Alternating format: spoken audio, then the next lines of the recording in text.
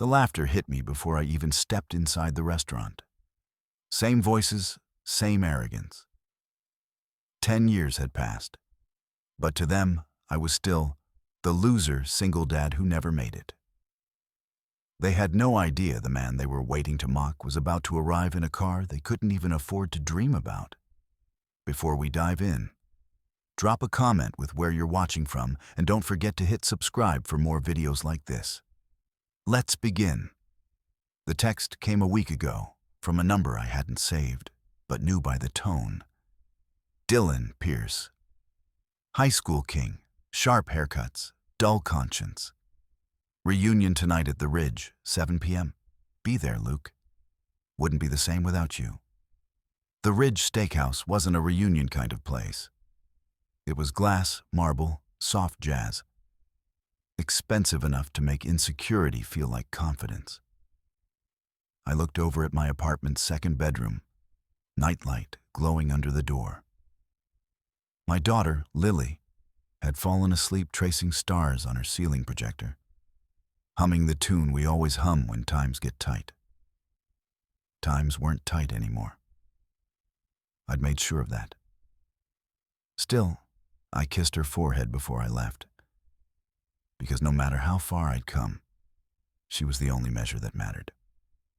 I pulled up to the Ridge in a black Rolls-Royce Ghost.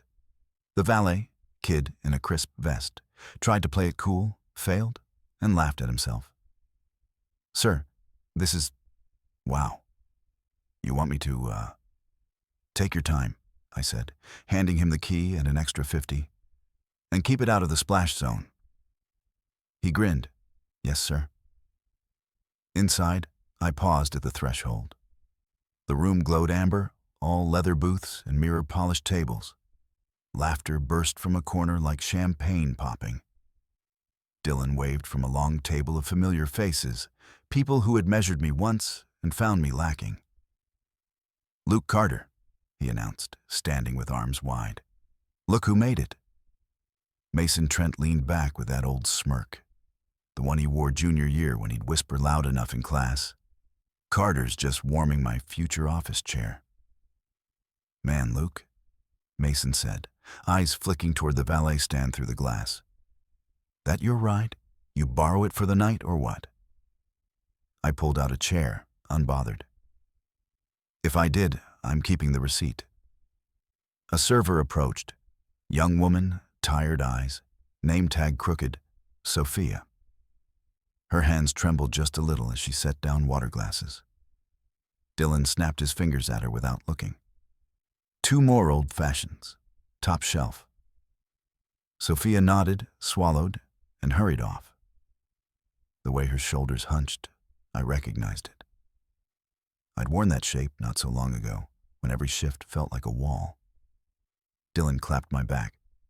"So, Luke, what do you do now?" "Different things," I said. "Mostly logistics, software, a few patents." "Patents?" Mason snorted. "For what, Mops?" A couple of the guys laughed like they owed him money. I met Mason's eyes. "For a routing algorithm that cut delivery costs 22% for a chain you buy your shirts from." His smirk cracked. "Which chain?" "3 of them," I said, sipping water. "But you like the one with the red bags." Dylan lifted his glass, studying me. "Heh. Okay, Carter. Big man now. But we invited you because we care. Wanted to see an old friend do well." The word friend landed like a fly on a clean plate. That's when the door opened and a woman in a raincoat, no umbrella, hair damp at the ends, stepped in, scanning the room. She clutched a folded paper and an envelope. She wasn't dressed for the Ridge. She was dressed for waiting rooms. Sophia intercepted her near the host stand, whispering. I watched the woman's mouth form, please. Mason clicked his tongue. Why do places let people wander in like that? Kills the vibe. I ignored him and stood. Be right back.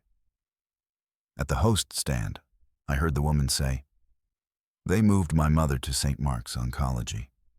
I'm picking up a double shift at the diner, but my tips were short. I'll pay back next week. I just need to keep my credit at the pharmacy so she gets—" "Ma'am," the host said softly, "I'm sorry.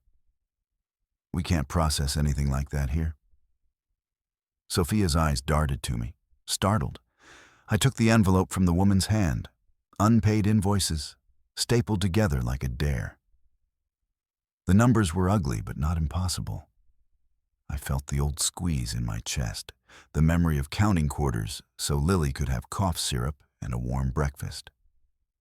"What's your mom's name?" I asked. "Eleanor," she said, startled by the kindness. "Eleanor Wade." "Give me 5 minutes." I turned to Sophia. "Can you ask your manager if he'll run a charity payment through the system as a gift card? It's cleaner for you, less headache." Her eyes widened with a sudden, grateful brightness. I can ask." "Tell him I'll tip the house," I said, "not just the table." Back at the reunion table, Dylan arched a brow. "Carter playing savior?" "Just paying forward interest," I said. Mason snickered. "What is this, YouTube? Single dad saves the day?"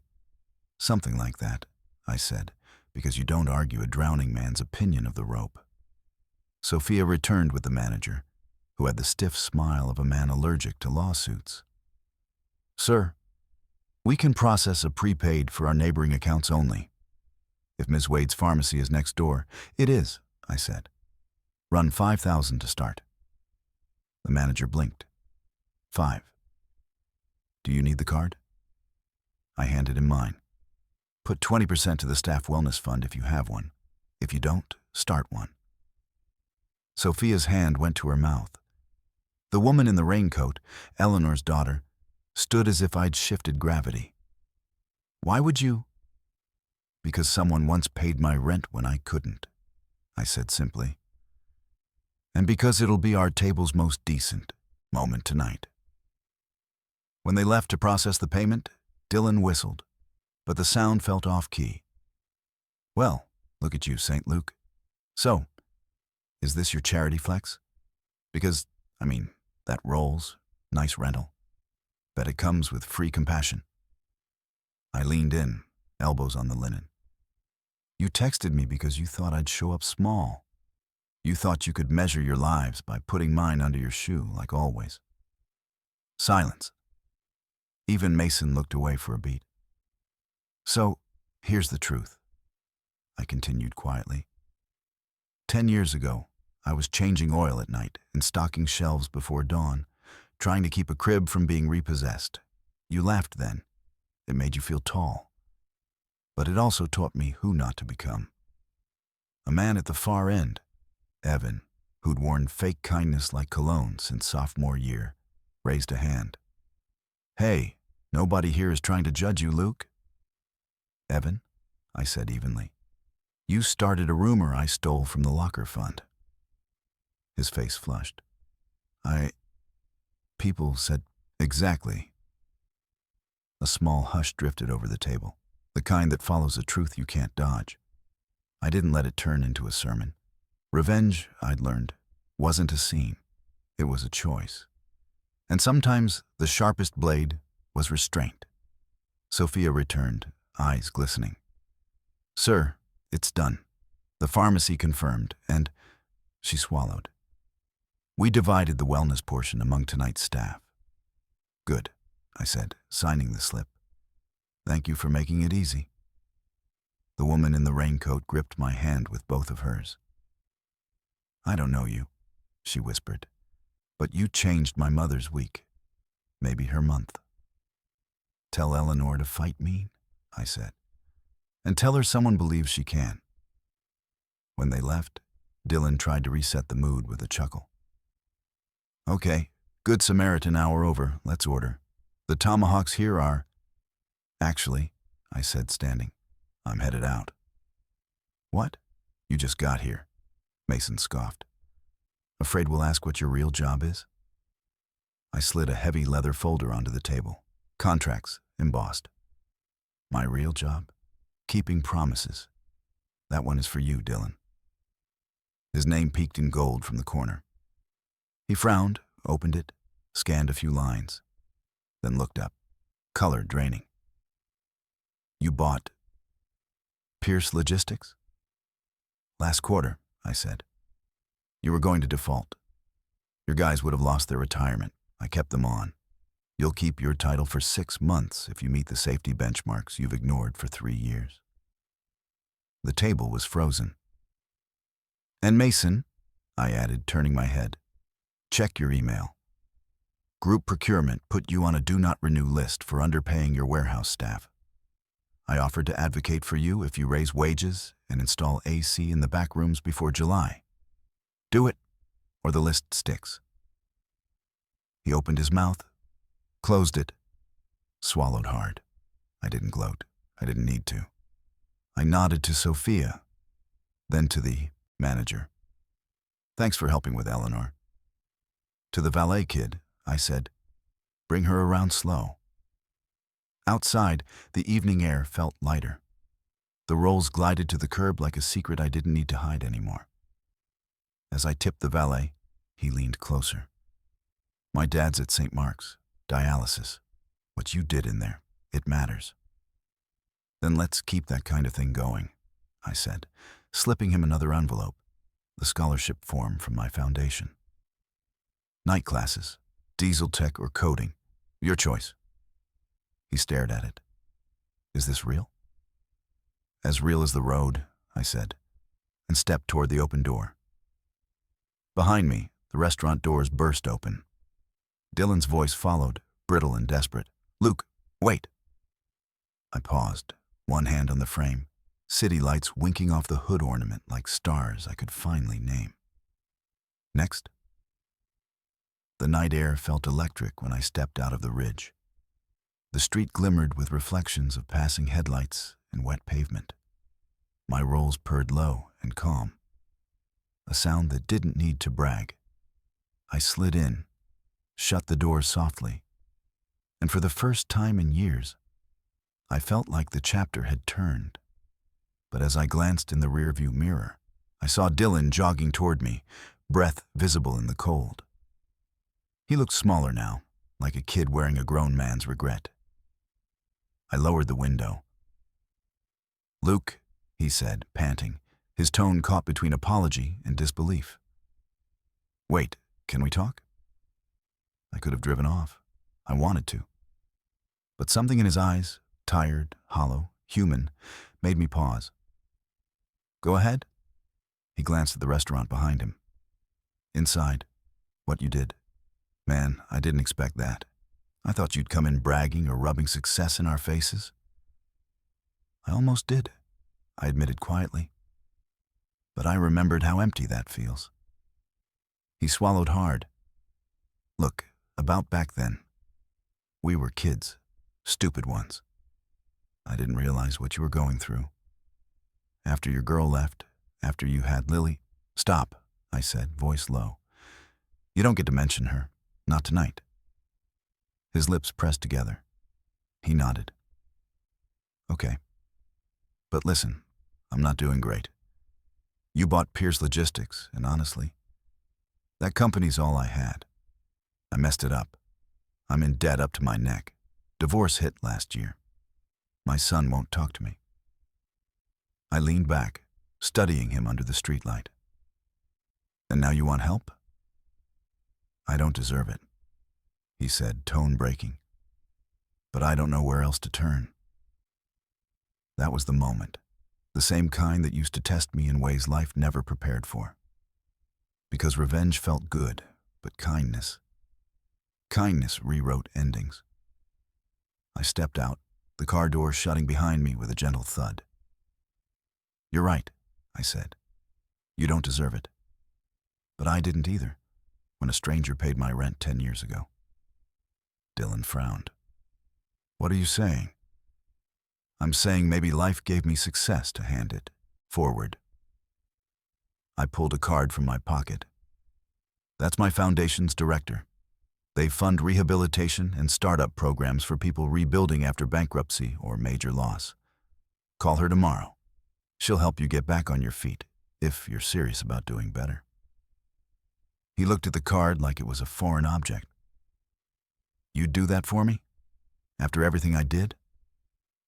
I nodded once. "Because someone once did it for me." For a moment, neither of us spoke.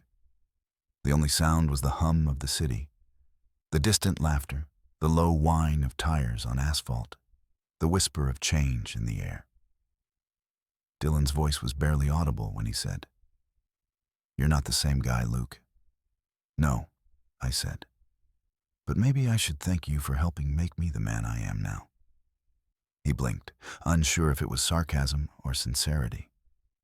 It was both. When I climbed back into the Rolls, he stepped away slowly, still staring at the card in his hand. I didn't look back again. By the time I reached home, the city had quieted into that soft, midnight hush that only single parents understand. When you come home late, open the door carefully and listen for the gentle rhythm of your child's breathing before doing anything else. Lily's room glowed pale blue under her nightlight. She had kicked her blanket halfway down the bed, her small hands clutching a stuffed rabbit that had lost one ear years ago. I smiled, tucked her in, and brushed a strand of hair from her cheek. That face. That was why I'd fought through the humiliation, the long shifts, the rejections. That was why I'd built my business not on revenge, but resilience. I poured myself a glass of water and leaned on the kitchen counter, letting the silence settle. My mind drifted to earlier. Dylan's smirk when I first walked in, Mason's mocking tone, the woman in the raincoat. Every moment played back, each one colored by the choices I made. Then my phone buzzed. A new message. It was from Sophia, the waitress. "Sir, I just wanted to say thank you again. The woman's mother is stable now. They told me she smiled for the first time in weeks. Also, our manager started a staff wellness box tonight. You really started something." I stared at the message, a slow warmth blooming in my chest. Sometimes the best kind of revenge is kindness that ripples through people who never saw it coming. I replied, "Keep it going. Don't thank me. Thank life for giving us second chances." I put the phone down, switched off the kitchen light, and let the quiet fill the apartment. The next morning, sunlight filtered through the blinds, slicing the room into gold and shadow. I was half asleep when Lily padded into the room, messy hair, pink pajamas, and the sleepiest smile on earth. "Daddy," she whispered, climbing onto the bed. "Did you have a good meeting?" I chuckled softly. "It wasn't exactly a meeting, sweetheart. Just old friends catching up." "Did they miss you?" I paused. Maybe not at first, but maybe they will. She rested her head on my chest, her tiny heartbeat syncing with mine. "You're the best daddy ever." "Not yet," I said, "but I'm trying."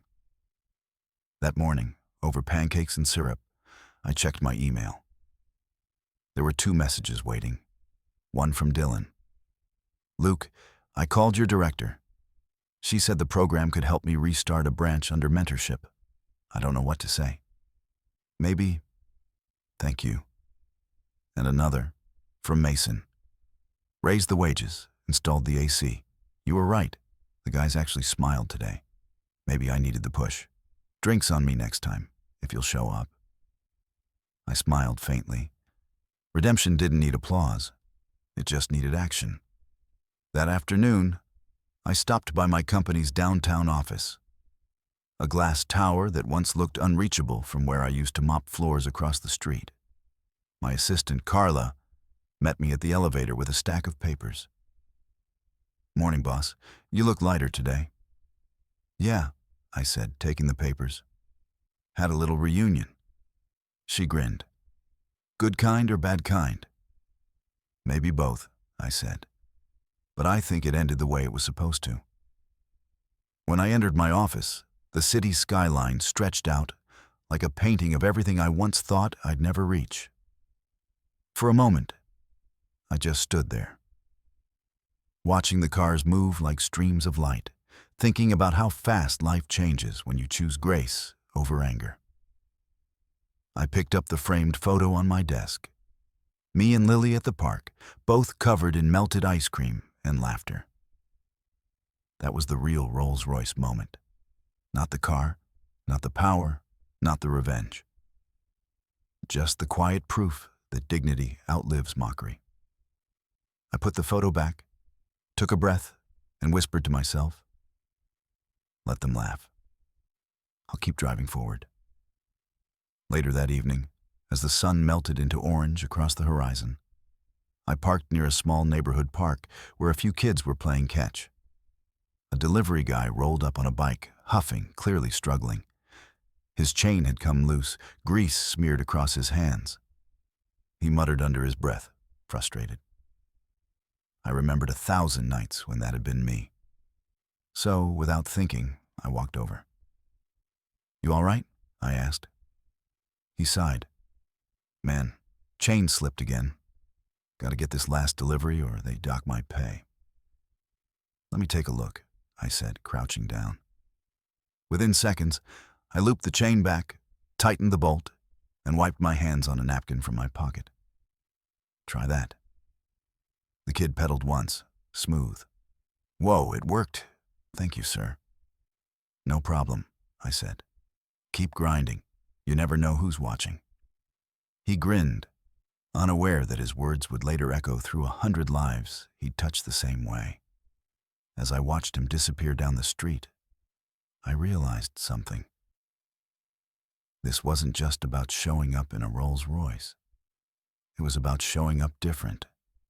About leaving every place you go a little kinder than before. And maybe, just maybe, that's the kind of success that silences every bully without ever raising your voice. 3 weeks later, I got an email from an address I almost deleted. Subject line: "You changed more than you know." It was from Dylan. He wrote, "Luke, I started the rehab program. They've got me working with small freight companies again, mentoring drivers instead of running things from behind a desk. It feels real for the first time in years. I even called my son, and he agreed to meet me next weekend. I don't know what I did to deserve your kindness. But I wanted to tell you something. I'm proud of the man you became." I read it twice, slowly, letting the words sink in. Not because I needed the validation, but because for the first time in a long time, Dylan sounded human, honest, stripped of ego. I leaned back in my chair, eyes drifting toward the skyline. Outside, the city was moving fast as ever. But somehow, I felt like I was finally moving at my own pace. Then my phone buzzed again. A call from an unfamiliar number. "Mr. Carter?" a woman's voice said, hesitant. "This is Hannah Wade. You helped me at the Ridge a few weeks ago. My mother, Eleanor. She wanted me to tell you something." I smiled. "How is she?" "She's doing better. The new medication's working." But that's not what she wanted to say. She wanted to thank you herself. The next thing I heard was a frail but firm voice. "Mr. Carter?" "Yes, ma'am." "You don't know what you did for us," Eleanor said, her tone trembling but warm. I was ready to give up.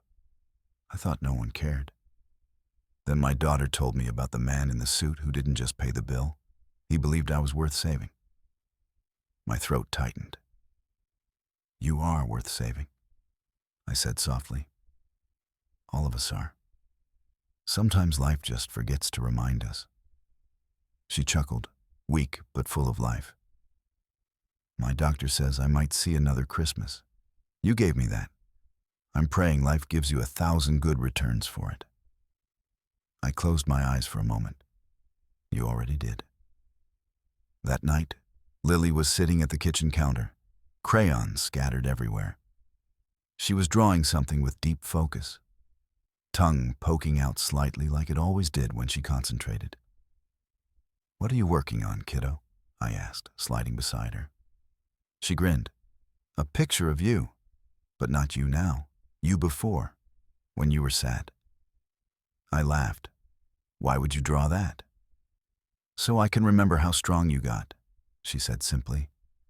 That hit deeper than any award or paycheck ever could. I looked at the drawing, me in an old hoodie, holding her as a baby, standing under rain that looked like silver lines. She'd drawn herself tiny, smiling, while I looked tired, but still holding on. "You forgot something," I said gently. Back then, we didn't have an umbrella. She thought for a second, then picked up a yellow crayon and drew a glowing umbrella above both our heads. "We do now," she said, beaming. I couldn't help but pull her into a hug. "Yeah," I whispered, "we really do." 2 days later, the world came full circle. I was heading downtown for a board meeting when my assistant Carla called. "Luke, quick heads up. Local high school reached out. They're hosting a mentorship event. One of your old classmates recommended you as a guest speaker." "Which classmate?" "Guy named Mason Trent." I paused, the irony settling in. "Set it up," I said. "I'll go." The school auditorium looked exactly how I remembered. Scuffed floors, flickering lights, posters about believing in yourself taped to the walls. But this time, I wasn't the kid sitting in the back row. I was standing on stage, watching rows of young faces who still thought their whole future depended on who liked them. Mason was there too. Different now. The arrogance had melted into something humbler. He shook my hand before the event. "Didn't think we'd cross paths like this," he said with a nervous smile. "Neither did I said. "But I'm glad we did." He scratched the back of his neck. "I wanted to say something, Luke. I was an idiot back then. Mean for no reason. I thought stepping on others made me stand taller. But seeing what you did, how you carry yourself, it made me rethink everything. You made me want to do better." I didn't make him squirm. I just nodded. "Doing better is apology enough. Keep at it."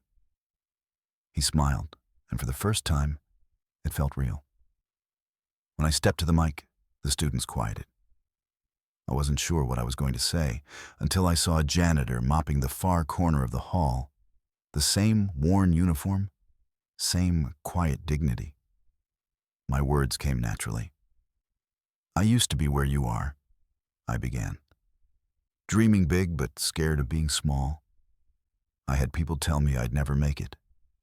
And for a while I believed them. But here's what I learned. Success doesn't start when people believe in you. It starts when you do." A murmur rippled through the room. "I worked nights cleaning offices where people laughed at me," I continued. "And I learned that pride doesn't come from what you earn. It comes from what you build with your own hands. I made mistakes, I fell, but I never stayed down. And one day the same people who laughed at me were the ones asking for a job." The students gasped and laughed softly. I smiled. "But I didn't come here to brag. I came to tell you something more important. Don't waste your energy proving people wrong. Use it to prove yourself right." Applause broke out. Genuine, not polite. I looked out at the faces and saw myself in every kid trying to hold on to a dream that felt too heavy. Afterward, the janitor approached me shyly. "Mr. Carter," he said, "that was powerful. I've got a son your daughter's age. He wants to be an engineer. I can't afford college yet, but hearing you, maybe he's got a chance." I smiled, pulling a card from my wallet. "Tell him to apply here. We fund vocational and engineering scholarships. Sometimes all it takes is a first push." The man's eyes welled up. God bless you, sir. Already did, I said quietly, shaking his hand. That night, driving home with the windows down, I passed the ridge again, the same restaurant where the old versions of Dylan, Mason, and I had sat weeks earlier. But tonight, the laughter inside didn't sting. It sounded different. I parked for a moment across the street, just watching. Inside, Sophia was still working, her posture straighter, her face brighter. She spotted me through the glass and gave a small wave. She didn't have to, but she did. I smiled, nodded back, and drove away. Somewhere between the stoplight and the open road, I realized this story wasn't really about revenge or pride. It was about growth, about choosing decency when cruelty was easy, about walking into rooms where people once mocked you, not to humiliate them, but to show them what healing looks like. That's how you win quietly. And maybe, just maybe, when you pull up in a Rolls-Royce years later, the engine isn't powered by money at all. It's powered by forgiveness,